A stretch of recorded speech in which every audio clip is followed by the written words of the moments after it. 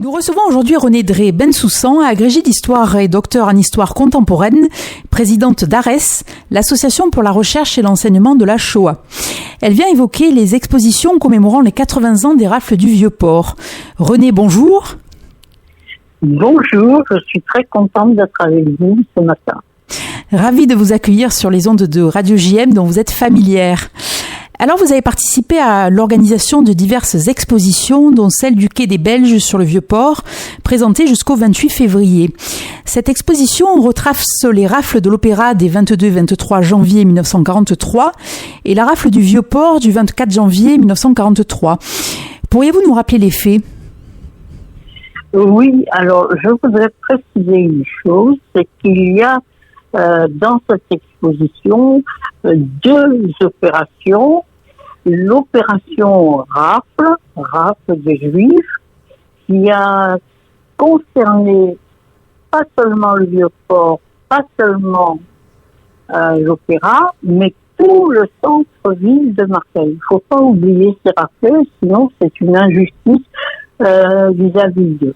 Et une deuxième opération qui est la destruction, l'évacuation forcée du Vieux-Port et sa destruction. Alors, l'exposition qui se trouve sur le quai de la Fraternité et sur le Vieux-Port concerne l'opération de janvier 43, du 22 au 1er, même plus tard, février 43, puisqu'elle concerne aussi la destruction qui s'est passée dans les premiers jours de février. Une des pages les plus sombres de l'histoire de Marseille. À côté des portraits émouvants de survivants comme notre chère Denise Toros-Marter, est évoqué le courage de celles et ceux qui ont été des justes parmi les nations. Il est toujours essentiel d'associer actes des justes et parcours de victimes afin d'inspirer d'autres personnes en d'autres circonstances. Oui, absolument, parce que c'est juste, contrairement à la majorité de la société civile qui attendait, au mieux qui attendait, au pire qui ont participé au rafle des Juifs, eh bien ces Juifs ont risqué leur vie pour sauver quelques-uns. Et ce qui est étonnant, c'est que parmi ces Juifs, il y a toute catégorie de personnes, notamment, y compris des policiers qui opéraient les rafles et qui ont mis de côté certains juifs qu'ils connaissaient parce qu'ils ne voulaient pas les embarquer. Oui, et à l'heure où les derniers témoins disparaissent, nous avons une pensée pour Elie Adeva, victime et orphelin à 6 ans de la rafle du Vieux-Port. Le choix d'organiser une exposition hors les murs s'est imposé comme indispensable afin de sensibiliser le plus grand nombre de personnes. Oui, parce que à juste titre ou à tort, on a l'impression que cet événement est très peu connu. Alors, que ce soit peu connu dans l'espace national, c'est un peu normal, puisque en général, on met en avant ce qui s'est passé dans la capitale, parce que ce sont des historiens parisiens qui s'en occupent, et donc dans notre région, ce sont des historiens locaux. Donc c'est un peu normal cet oubli. Mais surtout, on a voulu donner un lustre particulier au rafle aux 80 ans, à la commémoration des 80 ans des rafles. Vous le soulignez, ce passé a trop longtemps été occulté. Alors vous avez également participé à l'organisation de conférences, dont celle intitulée « Juger contre le temps », juste transcription du sentiment dans lequel se trouvent les survivants de la rafle du Vieux-Port. On connaîtra prochainement la décision concernant l'enquête pour crime contre l'humanité suite à la plainte déposée par l'avocat marseillais Pascal Ouongo.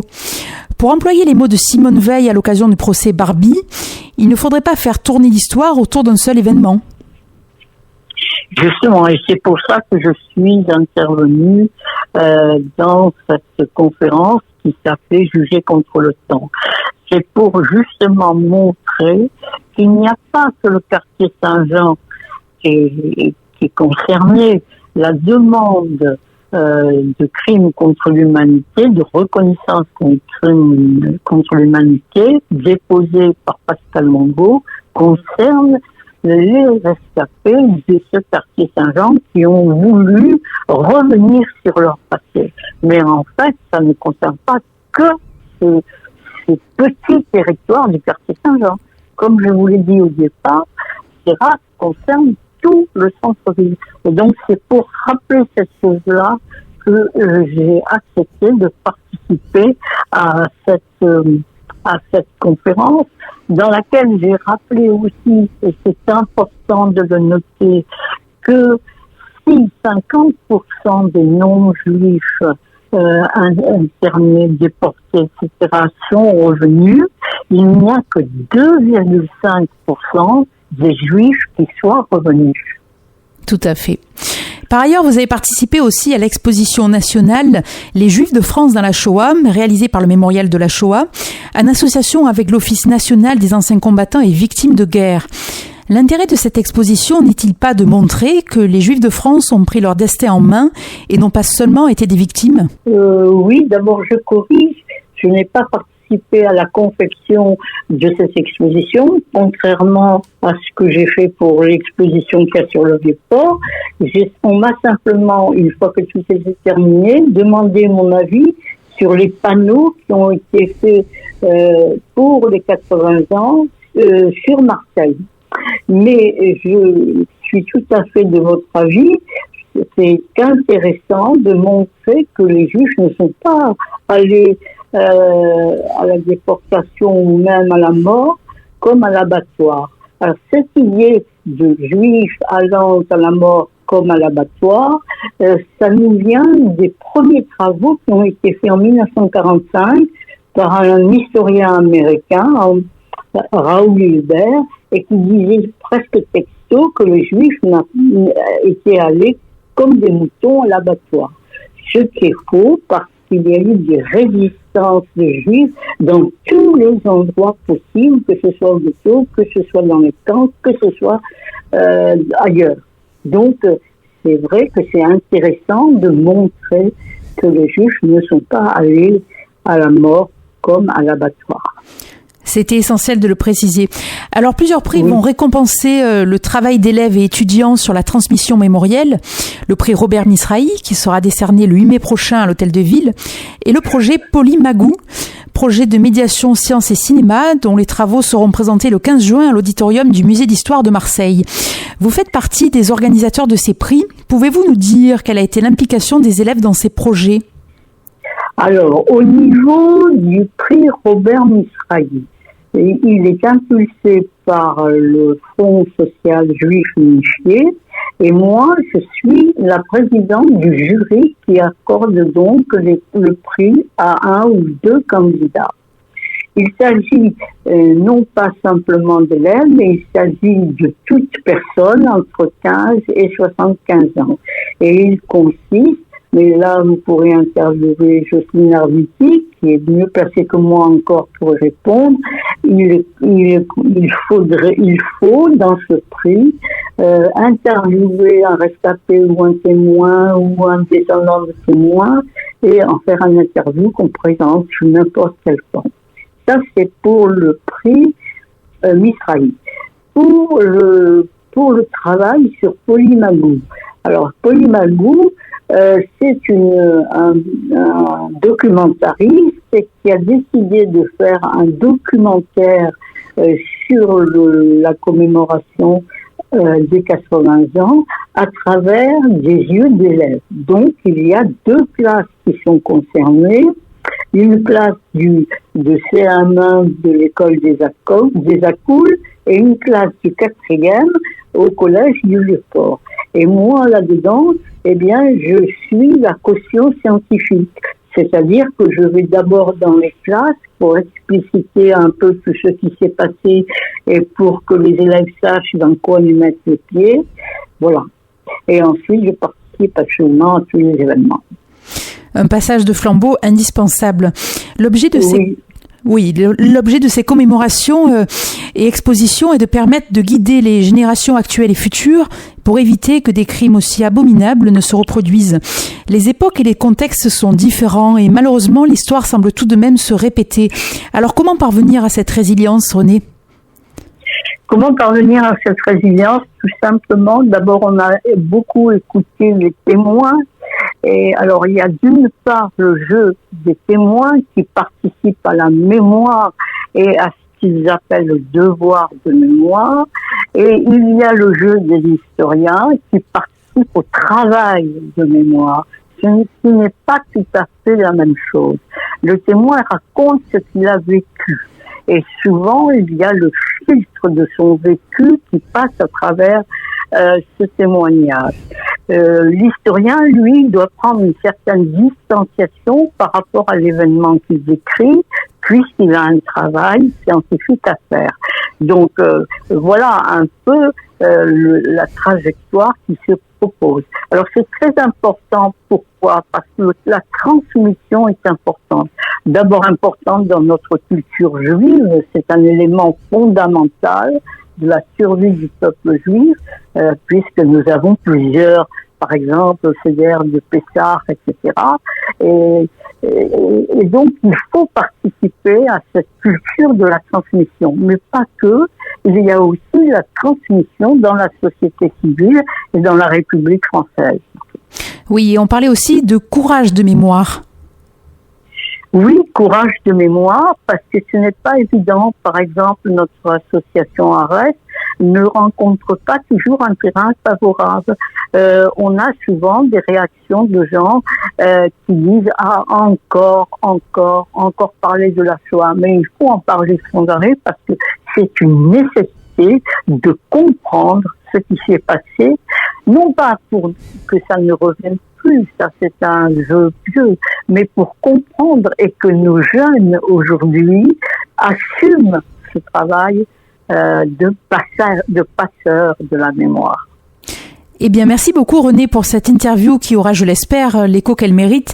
Je mentionne le site de l'Association pour la recherche et l'enseignement de la Shoah, ares-asoc.net. Merci. Merci, au revoir.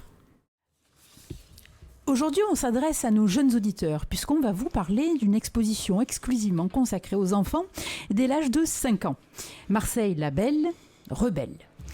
Et pour l'évoquer, nous recevons aujourd'hui Soria Makti, responsable du musée des enfants au Préau des Accoules et commissaire de l'exposition.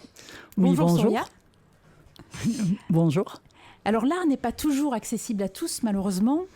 Créer un musée spécialement conçu pour les enfants, c'est peut-être la meilleure façon de les sensibiliser à la culture dès le plus jeune âge.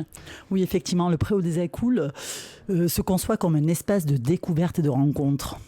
Ici, on explore tous les chemins de la médiation. On s'emploie à donner vie et couleur aux œuvres, témoins de l'histoire et de la pensée des hommes.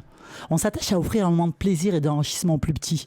On espère ainsi leur offrir en partage le désir de faire sien le monde des musées. Oui, et je précise que le musée est situé dans un haut lieu de Marseille, construit par les Jésuites en 1702. Exactement. Le bâtiment qui abrite le musée des enfants est un monument classé monument historique, donc qui date de 1702, effectivement, lieu consacré à l'astronomie in fine, au départ. Alors cette exposition est l'occasion pour les enfants de mieux connaître l'histoire de leur ville, avec des objets historiques, au premier rang desquels une maquette de Panthéconter, ces vaisseaux sur lesquels naviguaient les phocéens en venant à Marseille. Oui, effectivement, nous avons choisi comme thème notre chère ville, Marseille et son port où se croisent marins en escale, voyageurs et émigrés, porte de l'Orient, dynamique, cosmopolite et hétéroclite. C'est cela que j'avais envie de montrer à travers cette exposition, parce que Marseille, c'est aussi une ville d'art et d'histoire, tisse des liens depuis toujours avec la création artistique, effectivement. Marseille, dont la lumière a attiré, retenu et donné des artistes admirables, qui, tant par la peinture, la sculpture, la photographie, photographies ont porté et portent encore très loin ces couleurs en fait. Oui, l'exposition n'est pas ouverte aux adultes malheureusement, mais ça donne envie de pousser la porte du préau des Accoules.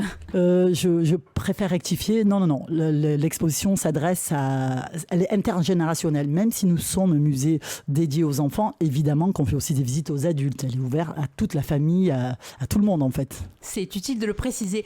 Alors l'exposition met un coup de projecteur aux peintres ayant contribué à faire de Marseille un pôle artistique plus dynamique, parmi lesquels Verdillan. Et oui, effectivement, on retrouve dans l'exposition des tableaux d'artistes qui ont été inspirés par cette ville aux multiples facettes, solaire, dominée par la lumière, des artistes qui reproduisent cette nature si singulière. Nous retrouvons Raphaël Ponson, Marius Meffred, Edmond Astruc, Édouard Crémieux, Félix Diem, André Maglione et Louis-Mathieu Verdillan. Ces artistes qui ont fait de Marseille une véritable école de peinture au XIXe siècle. De quoi redonner, de quoi développer le sens artistique aux enfants. Cette exposition met l'accent sur la dimension populaire de Marseille, avec le portrait qui révèle l'importance des métiers dans le quotidien de la ville. Oui, effectivement. J'ai mis en place un volet consacré à la vie quotidienne des Marseillais, des artistes qui sont les témoins d'une ville populaire et colorée, des scènes humanistes qui rejettent l'image des grandes villes dans ce qu'elles comportent d'anonymat, d'indifférence et d'invisibilité. D'ailleurs, l'artiste Françoise Duparc a peint des portraits qui ressemblent à tout un chacun, qui représentent des gens de petits métiers, des portraits dans une immobilité silencieuse, touchante et digne en fait. Ces portraits intimes et très réalistes témoignent du vie quotidien des humbles Marseillais. Très important en effet de rendre hommage à tous ces anonymes qui ont forgé l'identité de Marseille. Alors l'exposition se démarque aussi par sa dimension ludique. Aiguiser le sens de l'observation des plus jeunes, c'est sans doute le meilleur moyen de les intéresser et de leur permettre d'acquérir des connaissances. Oui, effectivement. Les thèmes choisis volontairement très variés sont abordés par des moyens pédagogiques toujours renouvelés. Outils pédagogiques, jeux, ateliers, conçus par l'équipe. Le parcours ludique est le fil d'Ariane de la compréhension. Quelle belle idée en effet. Alors les enfants sont même invités à reproduire leur ville. Valoriser les compétences manuelles, cela va dans le bon sens de nos jours. Effectivement, ce qui est très important dans ce musée, en fait, c'est l'interaction. Quand on va voir une exposition, on a droit à une visite commentée, une conférence, mais quel meilleur moyen d'apprendre que de participer. Donc au préau, on peut reproduire un tableau en puzzle, recréer, réinventer sa ville. On peut jouer avec un petit théâtre d'ombre pour comprendre la perspective, reproduire des sculptures à la main, etc. Des tampons, des monuments qu'ils transforment à leur guise leur ville. Ils s'approprient en fait l'exposition par le toucher, exactement. C'est capital de nos jours. Alors vos jeunes visiteurs peuvent aussi découvrir des artistes avant-gardistes, je pense en particulier à César, qui utilisait les déchets urbains dans ses créations. Oui, effectivement. César, au vu de la pauvreté de ses ressources, s'oriente pour ses créations vers l'utilisation de matériaux de rebut, de déchets ferreux, vis, écrous, clous, boulons, etc., tuyaux, qui lui donnent une réelle liberté. Très sensible à la réalité brute des éléments, il s'empare de déchets qu'il ramasse sur les marchés, cajots, cartons. Pareil pour Louis Ponce qui glane des objets lors de ses balades et qui leur donne vie dans des assemblages. C'est des artistes qui n'ont cessé d'essayer d'échapper à l'académisme du sujet, choisissant des techniques nouvelles qui sortent en fait du traditionnel, qui ne veulent pas être dans des cases car ces cases sont réductrices. Ponce disait que la décharge publique est un musée qui a raté son coup. C'est très précurseur, d'autant plus qu'à cette époque, on ne parlait pas de sensibilisation à l'environnement. Effectivement. Alors l'identité de rebelle de Marseille se dilue peu à peu au gré des migrations professionnelles. Est-il important de cultiver cette identité rebelle dès les premières années ? En fait, Marseille a toujours été insurgée. Elle ne plie pas, elle a sa propre identité, elle s'est toujours battue pour la revendiquer. D'ailleurs, n'oublions pas qu'à l'époque de Louis XIV, il y avait les canons tournés vers la ville. Donc voilà, c'est ce côté-là que j'avais envie aussi qu'on n'oublie pas de notre ville. L'art est-il un moyen d'accéder à la vérité ? C'est un sujet souvent posé en philo. Alors, bien entendu, vous évoquez le mythe fondateur de Marseille avec le mariage d'Eugyptis et de Protis, histoire chère aux Marseillais. Mais n'est-il pas aussi important de faire une place aux Phéniciens, dont la venue est antérieure à 200 ans à celle des Grecs ? Il y a eu des preuves archéologiques. Non, il n'y a pas eu de preuve archéologique, désolé. L'archéologie va dans le sens du mythe fondateur puisqu'il est avéré par la découverte et l'étude du mobilier céramique que Marseille est une fondation coloniale grecque, une occupation phénicienne du territoire de Marseille antérieure à l'arrivée des Grecs de Phocée et à ce jour une utopie puisqu'aucun élément de la culture matérielle ne l'atteste pour le 7e siècle avant notre ère. Le seul élément d'origine phénicien véritablement attesté à Marseille est le tarif des revendications sacrificielles, dit de Marseille. C'est un document avec des inscriptions puniques retrouvé en 1845 dans le quartier du Panier près de la cathédrale de la Major. Mais son origine est carthaginoise et il est daté du 4e siècle avant notre ère. Il ne faut donc pas confondre fondation phocéenne et phénicienne. Désolé. De quoi alimenter le débat. Eh bien, merci Soria pour cette interview. Je précise que l'exposition est gratuite sur réservation dans la limite des places disponibles. Plus d'informations sur musée.marseille.fr. Merci de m'avoir reçu. Bonne journée. Bonne journée.